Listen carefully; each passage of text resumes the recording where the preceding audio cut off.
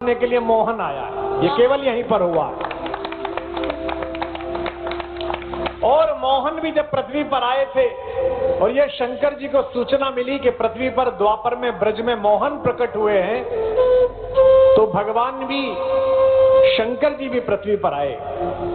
उन्होंने ब्रह्मा जी से कहा, मेरा बड़ा मन मचल रहा है, अब तक तो बड़ा मर्यादित मैंने अपना भगवान देखा था।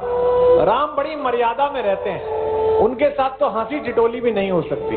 सुना है बड़ा नटखट है, सुना है बड़ा रसिक है, सुना है बड़ी अच्छी बांसुरी बजाता है, सुना है बड़ा अच्छा रास रचाता है। तो ब्रह्मा जी ने कहा कि शरद पूर्णिमा की रात्रि में जाना और कुंज वन में वो रास रचाएगा तो उससे वहां भेंट हो जाएगी। और महादेव स्वयं मोहन जी पृथ्वी पर आए, ब्रज में हमारे पधारे, सारी गोपिकाएं इकट्ठी हो गईं। जैसे ही मोहन ने कुंज में प्रवेश किया, उनकी पारखी दृष्टि पहचान गई कि सारी गोपिकाएं जो थोड़ी छोटी हैं, इनके बीच में एक दीर्घकाय गोपिका पूरा अवगुंठन डाले हुए, स्वयं को पूरा ढके हुए खड़ी है, ये कोई और है।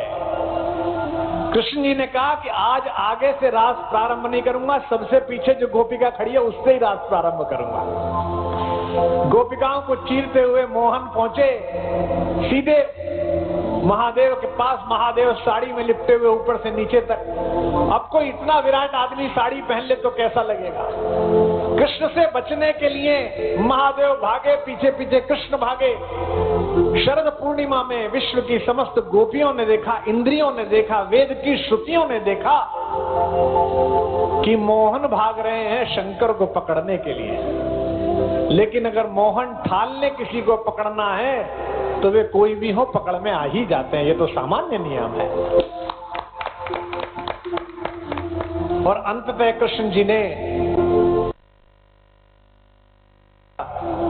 घूंघट उठाया तो देखा कि अंदर तो देवादिदेव शंकर जी ने हाथ जोड़े, कहा, भगवान पता चला आप ब्रज में पधारे हैं, पता चला कि बड़ा रस बरस रहा है और मैं तो कला का आदि देव हूं, तो रस लेने के लिए आ गया, लेकिन आज ही आपका नृत्य देख पाऊंगा। ये कैसे संभव हो कि जन्म जन्मांतर तक मैं आपका पराक्रम देख सकूं, आपका ब्रज का रस देख सकूं। कृष्ण ने कहा, मोहन ने कहा, आप निश्चिंत रहिए महादेव, आप राम के भक्त हैं, आप स्वयं देवादिदेव हैं। मैं आपको यह आशीर्वाद देता हूं कि आप अनंत और इसी स्त्री वेश में रहेंगे। आप हमारे ब्रज में पधारिए। आज भी वहां पर गोपेश्वर महादेव का मंदिर है, जहां भगवान शंकर को भभूत नहीं, बिंदियां चढ़ाई जाती हैं, चूड़ियां चढ़ाई जाती हैं और स्त्रियों के प्रसाधन चढ़ाए जाते हैं। तो मुझे लगता है आज वही पल दोबारा साक्षात हुआ है कि स्वयं मोहन शंकर की कथा सुनने के लिए यहाँ पधारे हैं। आज शिवरात्रि है। एक प्रसंग मुख्यमंत्री जी ने यहाँ छेड़ा। उन्होंने कहा, मेरी जिज्ञासा है कि राम जी को लेने के लिए जब विश्वामित्र गए थे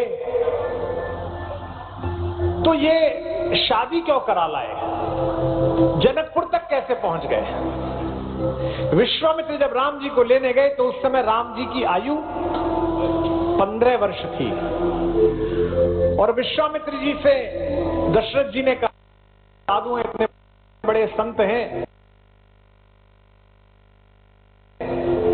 जरा का जल लिए और आप पकड़ लीजिए, मेरे बच्चे ले जाते हैं। विश्वामित्र जी ने कहा, मैं साधु हूं, साधु के लिए क्रोध वर्जित है, इसलिए क्रोध नहीं कर सकता, और तुम्हारे बेटे को दशरथ इसलिए ले जाना चाहता हूं। अब जो बात कह रहा हूं सत्ता मंच पर बैठी है इसलिए कह रहा हूं, सत्ता को यह बात सुननी चाहिए। विश्वामित्र जी ने कहा, 4 चीजें हैं, इनमें से एक किसी को मिल जाए तो आदमी पागल हो जाता है।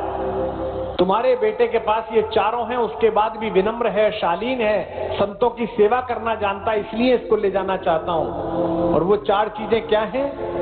यौवन, जवानी। जब जवानी आती है तो आदमी बौरा जाता है, 3 बटन खोल के जाता है, सुनता ही नहीं है। और कल तो जवानों का दिन गया है जो विश्व वाले मनाते हैं, हम तो मनाते नहीं, वो मनाते हैं बाहर वाले। जवानी जब किसी पेड़ पर आती है, पौधे पर आती है, तो कांटों में भी सुगंध आ जाती है। संतोषानंद हमारे एक गीतकार हैं, उनकी पंक्ति है, मतलब यही सिखाती है और हुस्न की किताब के मौसम में तो कांटों पे भी आ जाता है शबाब। जवानी किसी को मिल जाए तो पागल हो जाता है। दशरथ तुम्हारा पुत्र युवा है, जवान है। दूसरी चीज क्या है? धन। पैसा मिल जाए तो आदमी बौरा जाता है, और नया नया पैसा मिल जाए तो बहुत ही बौरा जाता है। जो खानदानी रईस हैं वो मिजाज रखते हैं नर्म अपना, तुम्हारा लहजा बता रहा है तुम्हारी दौलत नई नई है। किसी को दौलत मिल जाए नई नई तो पागल हो जाता है। और तीसरी क्या चीज है? यौवनम, धन, संपत्ति। अगर किसी को संपत्ति मिल जाए, संपत्ति में चाहे मकान मिल जाए, घर मिल जाए, या अपने बाप दादाओं की पार्टी मिल जाए कोई, तो कैसा पागल हो जाता है। दिल्ली तक आपने देखा है कैसे बावरा हो जाता है, समझ में नहीं आता है क्या करना। और आखिरी चीज है प्रभुत्व। अगर किसी को प्रभुता मिल जाए अचानक कहीं से, तो वो भी बौरा जाता है। अचानक सरकार, सत्ता मिलने पे आदमी कैसे बौरा जाता है, ये हमसे बेहतर कौन जानता होगा। हमने तो भोगा है, हम तो भोग कर आए हैं यहाँ। तालियां आपकी आज कम उठ रही हैं, पता नहीं क्यों। दिन तो महाशिवरात्रि का है। ये सारी चीजें तुम्हारे बेटे पर हैं, उसके बाद भी ये संतों की सेवा करता है, इसलिए मुझे राम की आवश्यकता है।